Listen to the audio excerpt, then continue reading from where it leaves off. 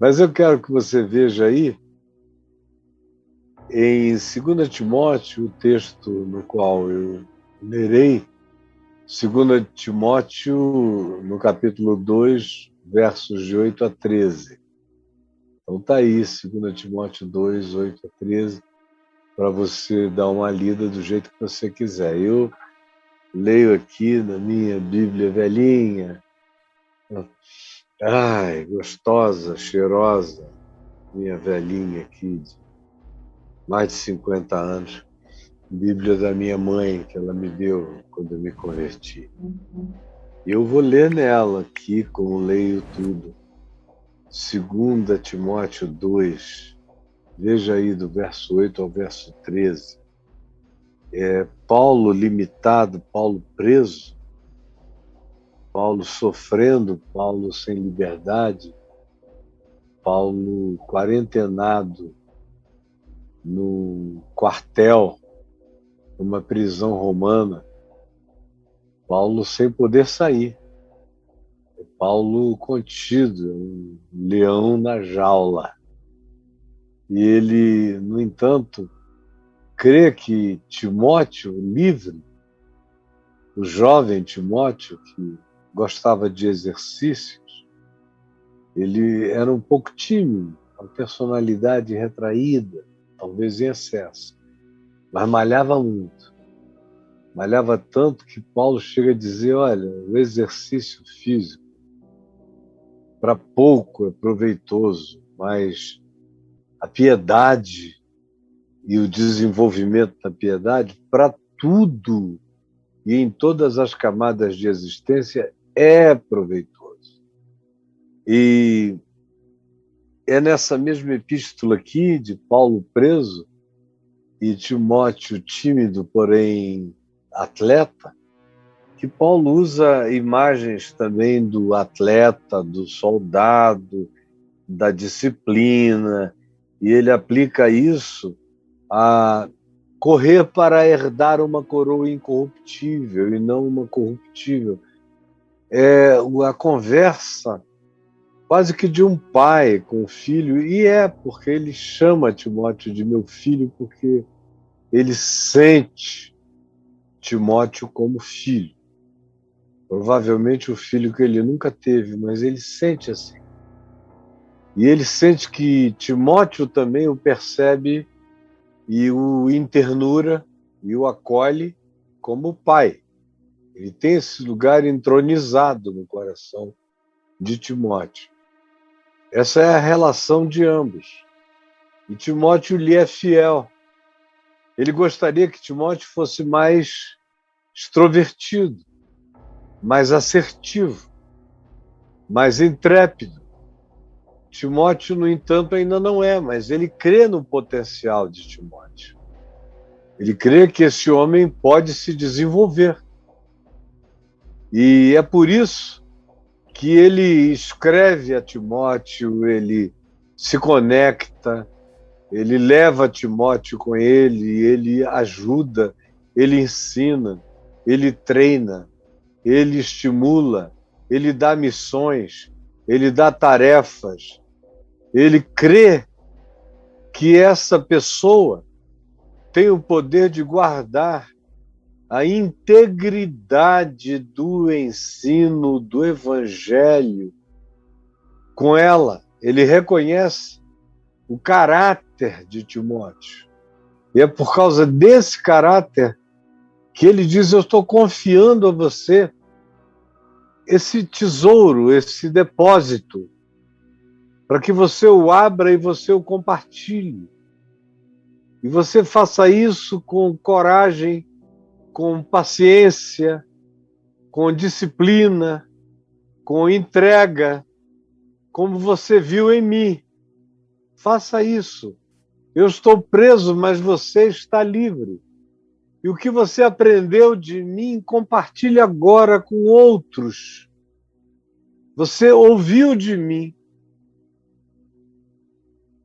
E muitas testemunhas viram e ouviram enquanto você aprendia de mim. De modo que a referência do que eu ensinei Está em você, mas você pode conferir com muitos outros. É essa palavra. Eles não tinham Bíblia, Novo Testamento, Evangelhos, não tinham nada. Eles só tinham uns aos outros. E a certeza de que o outro tinha guardado, aprendido de você o que você tinha ensinado. Não era uma relação que viajava dentro de um livro. Eu ensino, você lê o meu livro e os livros dos apóstolos, e você faz exegese, você usa categorias hermenêuticas para entender. Não. Ele está dizendo aqui, foi beijo na boca, foi hálito, foi transferência face a face, foi vida.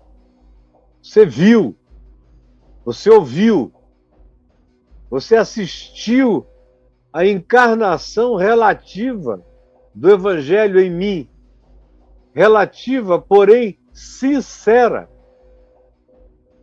Então, passe isso adiante. Reproduz isso. E não tenha vergonha de dizer que foi comigo que você aprendeu. É o que ele diz no primeiro e no segundo versículos aqui desse capítulo. Não tenhas vergonha de mim, desse encarcerado, preso, só porque eu sou encarcerado como se eu fosse um malfeitor. Você, todavia, sabe quem eu sou. Não tenha vergonha de dizer que esse é o evangelho que você aprendeu de mim. De mim. Você entende, meu filho? E aí, depois de fazer exortações e de lembrar a ele condutas específicas, pedir que ele participe dos sofrimentos como um soldado que não deixa o seu general. Aí ele diz, de fato, nenhum soldado se envolve com outras coisas. Está no meio da guerra, não tem que ter distração. É como um atleta que, se quer ganhar as Olimpíadas ou ter glórias nela, tem que participar segundo as normas da competição. Senão, ele não será coroado se ele se desviar dos princípios da competição da sua área atlética. E aí ele diz, olha, o lavrador trabalha, é paciente, extremamente paciente, cuida, é dedicado, é delicado, aprecia, tenta entender o estado daquilo que ele plantou. Mas depois ele vai ser devidamente remunerado quando ele comer os frutos. E ele deve ser o primeiro a comer. Foi ele que plantou, ele que cuidou. Ele vai. Quem planta em casa sabe o que é plantar e depois comer, que dá delícia. Ele usa essas imagens, olha, é penoso, é difícil, mas vai chegar a hora de você comer os frutos. E ele diz, pondera nisso, pondera, pensa, reflete, que você vai entender o que eu estou dizendo, compreender, apropriar-se das metáforas para a sua própria vida e praticar o ensino que está aqui dito e que eu os falei resumidamente. Então, nessa hora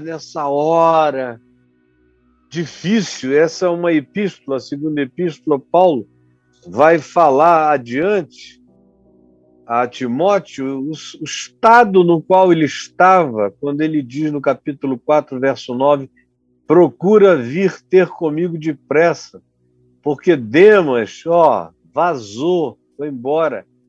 Crescente foi para a Galácia. Tito foi para a Dalmácia. Somente Lucas, o que escreveu o Evangelho, está comigo. Toma contigo a Marcos, que já tinha pisado na bola e tinha abandonado e tal, mas os anos passaram, Marcos amadureceu, Paulo também. Paulo então diz: olha, toma contigo Marcos e traze-o, porque ele me é útil. Ele pisou na bola lá atrás, mas ele me é útil. Eu reconheço que pessoas amadurecem, crescem, e que os seus dons não podem ser desprezados. Ele me é útil. Traze-o. E mais ainda, quanto a Tíquico, eu mandei-o a Éfeso, cumprir missão, que aparece, manifesta, aqui mesmo no âmbito do Novo Testamento, quando você lê a razão de Tito ter ido até Éfeso, conforme você lê em Atos 20, na carta aos Efésios, capítulo 6, versos 21 e 22, enfim, Colossenses 4, 7 e 8, você sabe a razão dele ter enviado Tíquico. E aí ele diz: quando vieres, traze a capa, porque está muito frio. Eu deixei em Troade, em Troia. Traze a capa que eu deixei em Troia, região de Troade, na casa de Carpo. Traze também os livros, especialmente os pergaminhos. Estou interessado em lê-los, em distrair minha mente nessa prisão. Está frio e está tedioso. E mais, ele diz: Alexandre, aquele que trabalha artesão de latas, bronzes, tudo isso, ele me causou muitos males, e que o Senhor cuide dele, porque o Senhor lhe dará a paga segundo as suas obras. Ele foi perverso comigo. Tu, Timóteo, guarda-te também dele. Toma cuidado com ele, porque ele é perigoso, ele é dissimulado. Ele resistiu fortemente às nossas palavras. E na minha primeira defesa no fórum, ninguém foi ao meu favor. E ainda havia aquele que era um grande opositor contra mim no fórum. Antes, todos da igreja me abandonaram. Que isto não lhes seja posto em conta, mas o Senhor estava comigo e me assistiu e me revestiu de forças, para que por meu intermédio a pregação fosse plenamente cumprida a todos os gentios. E eu fui libertado mais uma vez da boca do leão. O Senhor me livrará também de toda obra maligna, e me livrará e me levará salvo para o seu reino celestial. Esse é o ambiente, essa é a situação dessa relação, dessa carta, dessa epístola, das expectativas aqui manifestas de Paulo em relação a Timóteo. E aí, de repente, explode o que está no verso 8. O que está no verso 8 explica o que vem antes, o que vem depois, o que vem em qualquer momento. O moço é tímido, o moço se distrai, o moço às vezes malha mais do que semeia, mas o moço tem caráter, o moço é útil. O moço vai crescer, o moço vai aprender, o moço vai ganhar tutano, o moço vai ganhar espigão, o moço vai ter carnegão, o moço vai aprender a lutar, ele vai ser curtido.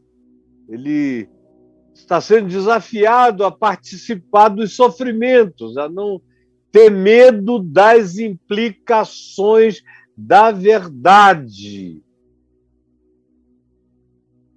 E ele está sendo treinado em relação a discernir como o indivíduo pode ter começado algo, ser o fundamento, ser a referência, ser o que seja.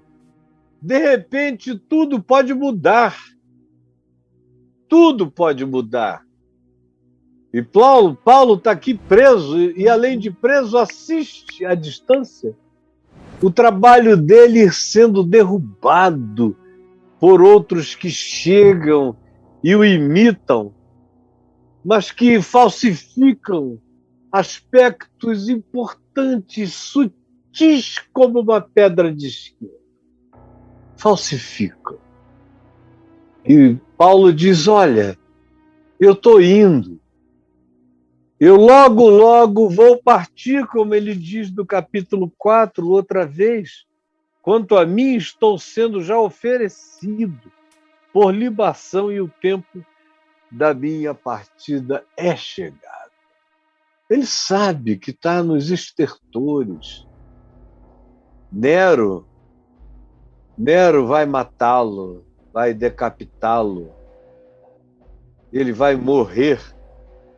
E a cabeça dele vai rolar como a de João Batista. Paulo é o João Batista do Novo Testamento. Só que é um João Batista para além de Jesus, é depois de Jesus.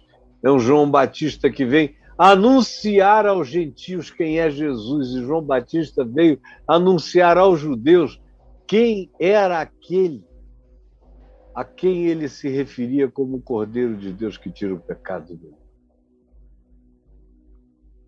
É Paulo, esse homem que morre só, que a cabeça rola e quem pega, pega para jogar no monturo e o corpo numa vala comum.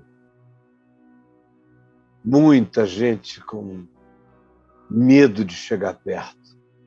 Era perigoso mostrar algum afeto por aquele homem. É nesse ambiente que Timóteo está também. Paulo está vivo, mas o ambiente é esse. A ponto de Paulo dizer, olha, gente negando para todo lado, ninguém foi a meu favor, omissões absolutas, é impensável o que está acontecendo. Eu estou com frio, eu estou sozinho, eu estou triste, eu fui abandonado, todos me deixaram, ninguém foi em meu favor. Ninguém foi em meu favor. Mas o Senhor está comigo. É por isso que o verso 8 explode, quando diz, lembra-te de Jesus Cristo, ressuscitado de entre os mortos, descendente de Davi, segundo o meu evangelho. Eu acho isso lindo, desde que eu sou muito novinho.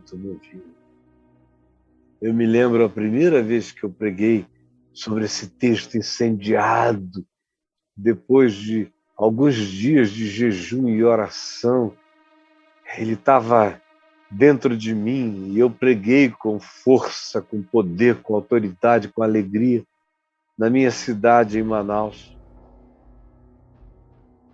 Bem jovem, lembra-te de Jesus Cristo, ressuscitado de entre os mortos segundo o meu evangelho. Lembra-te de Jesus Cristo, ressuscitado de entre os mortos, descendente de Davi, segundo o meu evangelho. Lembra-te de Jesus Cristo, de Cristo, Jesus, ressuscitado de entre os mortos. Descendente de Davi, é no espaço-tempo, é na história que ele ressuscitou, não é uma miragem, não é uma concepção a ser projetada. Ele morreu no corpo e ele ressuscitou no corpo. Ele tem uma história, ele é da descendência de Davi. Ele não é um mito, uma projeção, uma construção. Ele é real. E o que acerca dele se diz não é mitificação, é apenas descrição sincera e verdadeira. Segundo o meu evangelho. Ele diz, no meu evangelho, eu lembro de Jesus ressuscitado. Porque se você não tem no seu evangelho Jesus ressuscitado, você sucumbe à angústia sem tamanho. No meu evangelho, Paulo diz, Jesus é ressuscitado no corpo, na história, no espaço-tempo, descendente de Davi. Mas é isso que eu creio e que me põe em pé. Eu me lembro e eu atravesso tudo. Eu rompo tudo. Jesus, no meu evangelho, é ressuscitado de entre os mortos. Existem muitos Jesuses e muitos evangelhos. Existem tantos evangelhos quantos sejam os seus intérpretes. Muitos evangelhos. Paulo diz no meu, e ele diz isso porque tem uma quantidade enorme de pessoas anunciando, como ele diz, outro evangelho, outros apóstolos, outros ministros, que se disfarçam até de anjos de luz e de ministros de justiça. Ele diz, mas são outros evangelhos. Você ouviu de mim com muitas testemunhas, você sabe que no meu evangelho Jesus é ressuscitado de entre os mortos. Lembra-te de Cristo Jesus ressuscitado de entre os mortos. Se você lembrar, se você crer, se isso for o seu evangelho, se essa for a sua boa nova, você enfrenta tudo. Você vence tudo. Você suporta tudo. Você se torna hábil a tudo. Lembra-te. E é o que, graças a Deus, eu nunca esqueci para mim. O meu evangelho é esse, eu creio na ressurreição. Porque eu creio que Jesus ressuscitou. Eu creio que Jesus ressuscita. Eu creio que Ele é a ressurreição e a vida. Eu creio que aquele que vive e crê nele não verá a morte. Eu creio que aquele que vivendo crê nessa ressurreição não verá a morte eternamente, tanto quanto aquele que vive e crê nele não vê a morte. Já é filho da ressurreição. No meu evangelho, a morte morreu. A vitória é da ressurreição. O poder é da ressurreição. Os fatores da minha existência, dos meus significados, são os fatores da ressurreição. A ressurreição é real para mim, ela não é apenas um arquétipo, uma simbolização, não. Jesus ressuscitou no corpo, no espaço-tempo, comeu e bebeu com os seus discípulos, depois de ressuscitado de entre os mortos. É servido segundo o meu evangelho. Quando o evangelho da sua vida, e você tem que decidir qual é o evangelho da sua vida. Quando o evangelho da sua vida é esse,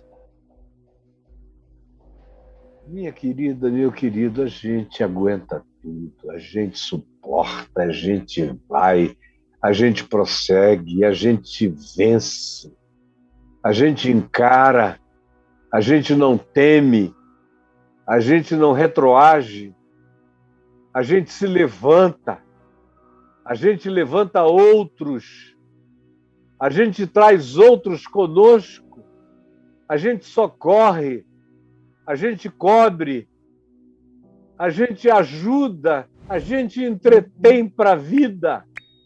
Quando a gente lembra de Jesus ressuscitado de entre os mortos, as tumbas são abertas, os anjos se tornam nossos amigos.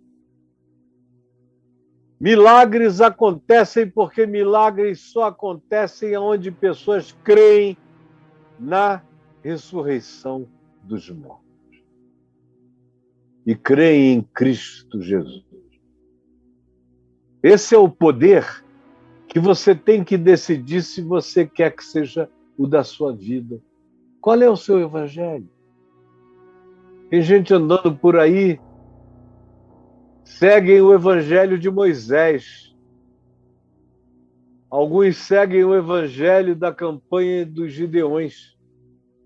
Alguns seguem o evangelho do fogo de Elias. Alguns seguem o evangelho da ira de João Batista. Alguns seguem o evangelho das maldições do Levítico, do Êxodo, do Deuteronômio. Alguns seguem o evangelho de Salomão para viverem entregues àquilo que mata.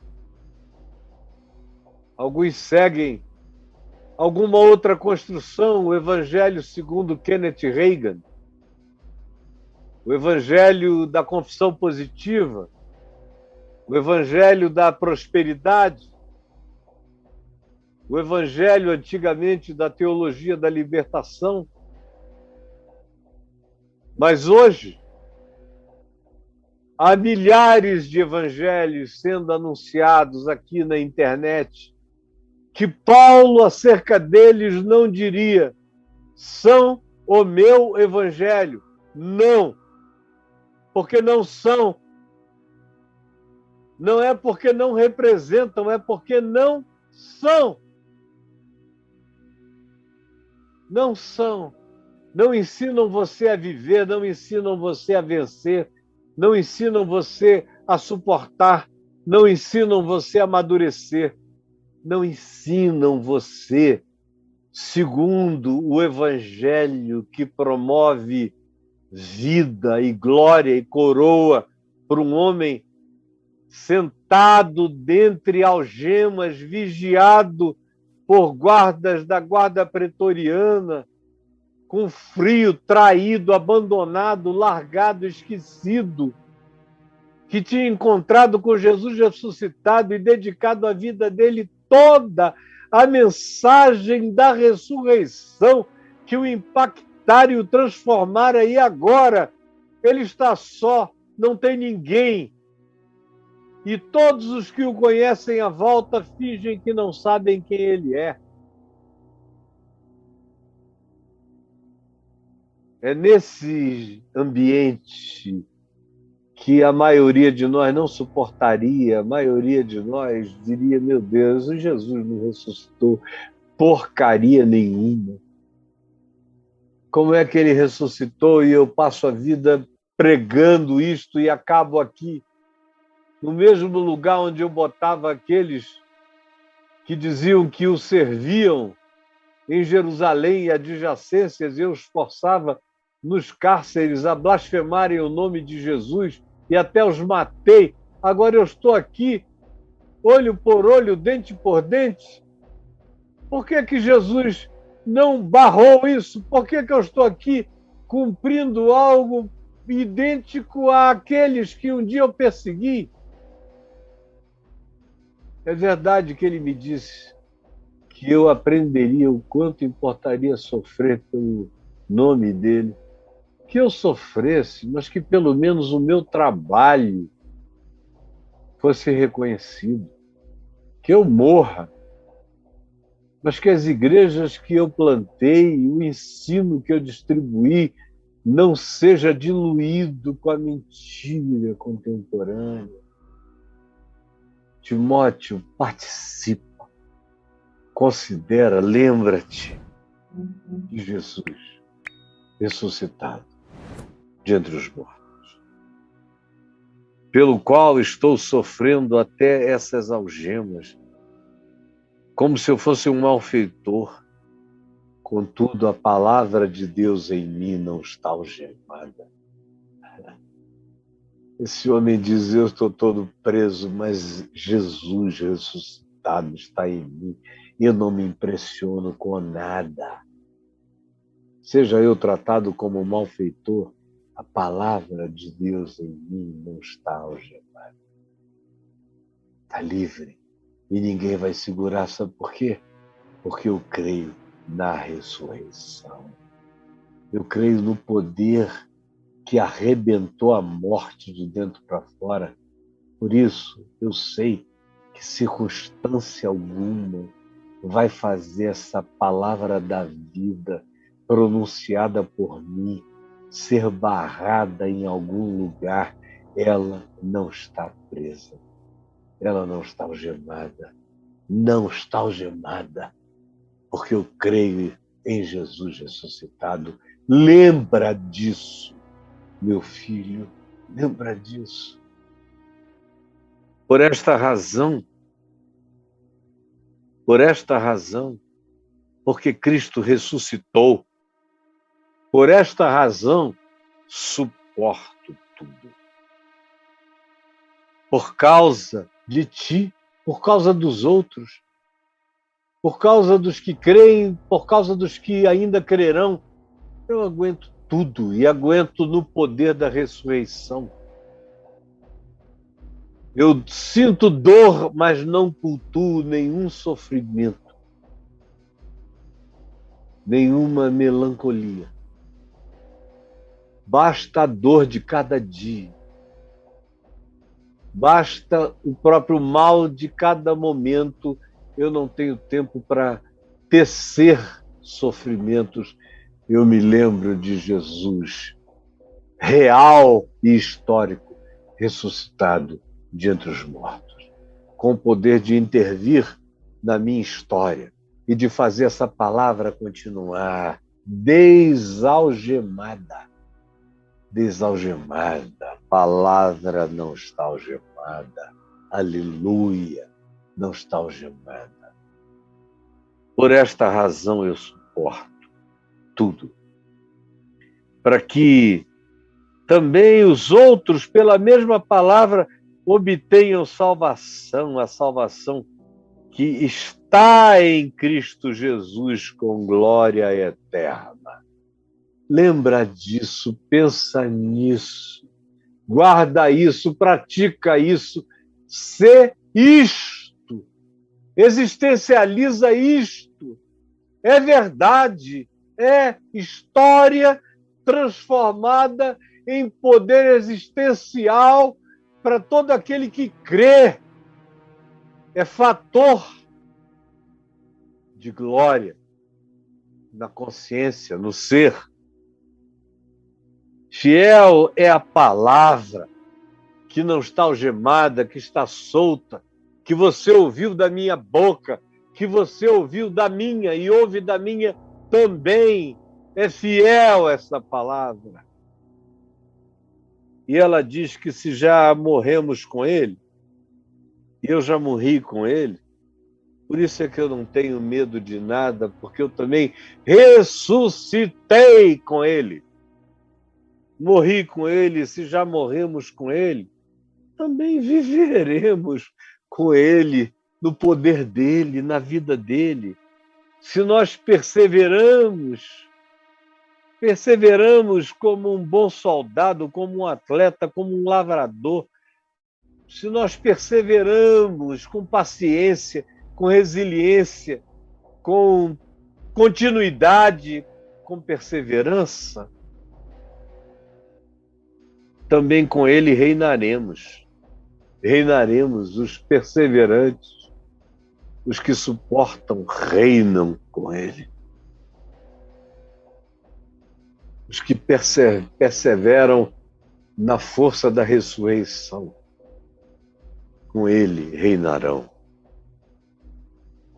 Se o negamos, se dizemos que Ele não é quem Ele é, perdemos a oportunidade. Como é que eu vou usufruí-lo se eu o nego, se eu não creio? Não há o que aproveitar. Se o negarmos, Ele, por sua vez, nos negará. Negará não é no sentido de, eu não conheço essa pessoa. É negar no sentido de que, para obter, eu tenho que me abrir e crer. Abrir e crer. Abre bem a tua boca e eu tá encherei. O que eu tenho a oferecer ao Senhor? Pergunta o salmista no Salmo 116. Que darei ao Senhor por causa de todos os seus benefícios para comigo? Então ele diz, beberei o cálice da salvação. Beberei. É de graça. Quem nega é aquele que não crê, que diz que não é alguém que, molestado, tiranizado, torturado, diz, me larga que eu não creio. Não, não é isso. Deus não é idiota. Jesus não é um babaca. Ele é o ressuscitado de entre os mortos. Esse negará de volta é você não terá a correspondência, não terá usufruto. Usufruto não demanda que você seja especial, demanda só que você creia. Então, ele diz, se somos infiéis, como prova de que, se o negarmos, não está falando debaixo de muita opressão e angústia, o cara falou alguma coisa, não, tem a ver com uma manifestação existencial radical, algo diabólico, que a gente entra nesse espírito de negação, a gente diz que o que é não é, a gente diz que o que mata não mata. Esse é o espírito da negação. É essa atitude que vai contra aquilo que o próprio indivíduo sabe que é verdade, mas ele nega porque ele tem dentro dele uma objeção essencial à verdade e à realidade. Ele é anti-verdade, ele é anti-realidade, por isso ele também é anticristo. Por isso ele nega no sentido de ver e dizer não vi, de ter o testemunho e dizer não creio, de ter todas as evidências e dizer não aceito. Tem que ser nesse nível diabólico, que graças a Deus não é todo dia que a gente vê, mas às vezes a gente vê e vê todo dia. Isso aqui inclui o Espírito de Cristo, não significa que o cara nega Jesus falando besteira ou blasfêmia, não. Ele nega o ensino. Só nega Jesus quem nega o ensino, quem nega o evangelho, quem nega que perdoar é melhor, quem nega que amar é o que se tem que fazer, quem nega que não julgar é a melhor forma da gente mesmo se proteger. Quem nega a palavra toda, as bem-aventuranças, o significado de cada uma dessas coisas com a opção da vida. Nega o amor, nega a fé. Quando eu digo nega a fé, não é nega a religião, nega a igreja. Não, eu estou falando do que é verdade. Não do conto da carochinha, não da cenografia, não do presépio e nem da presepada. Eu estou falando do que é verdade. Que se sabe, mas que se nega no coração. Que se desenvolve assim um coração de pedra, pedra, pedra, pedra. E se pedra o ser, isso é negar. Portanto, ele os negará. Mas, por sua vez, se somos infiéis, se a gente tropeçou, se a gente caiu, se a nossa humanidade fragilizada nos acometeu, se cedemos a alguma tentação e o coração está angustiado, se fomos infiéis em alguma relação e o coração ficou triste, assumiu e aceitou de maneira constatada a sua própria infidelidade, o fato de que está abaixo do significado do chamado em Cristo, que se desalinhou, que perdeu o prumo, que perdeu a referência, mas que está enxergando. Se somos infiéis, ele permanece fiel. Ele permanece fiel. Pois de maneira alguma pode negar-se a si mesmo. Ele não vai nunca mudar quem ele é, jamais. Quem ele é? Ele é o ressuscitado dentre os mortos, segundo o meu evangelho. É o que Paulo diz, é o que eu repito. Em irmandade total com ele, compreendendo e proclamando exatamente o que ele ensinou. É também o meu evangelho. Qual é o seu evangelho?